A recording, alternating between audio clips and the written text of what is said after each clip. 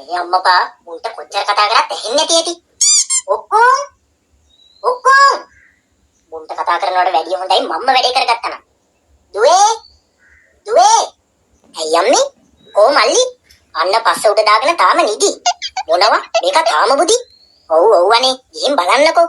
ඔන්න ඔකට නැගිටලා සීයලා ගෙදරට ගිහින් කොංගු දැල්ල අරන් එන්න කියනවා.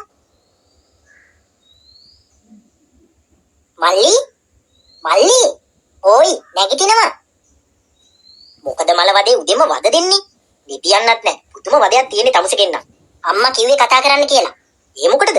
අම්මා කිව්වා සීයලා ගෙදරට ගිහින් කොංගු දැල්ල අරන් එන්න කියලා. ඉතින් තමුසෙ ගිහින් අරන් එනවකෝ. මට වද දෙන්නේ. මම මොකටද යන්නේ? අම්මා කිව්වේ තමුසෙටනේ. අනේ මට බෑ. තමුසෙ ගිහින් අරන් එනවා. අම්මේ මෙන්න මල්ලිට යන්න බැරිලු. ඇයි මොකද? මෙයාට යන්න බැරිලු. මොකක්? යන්න බෑ. අයියෝ අම්මේ අක්කටත් යන්න කියන්නකෝ. හැමදාම මටම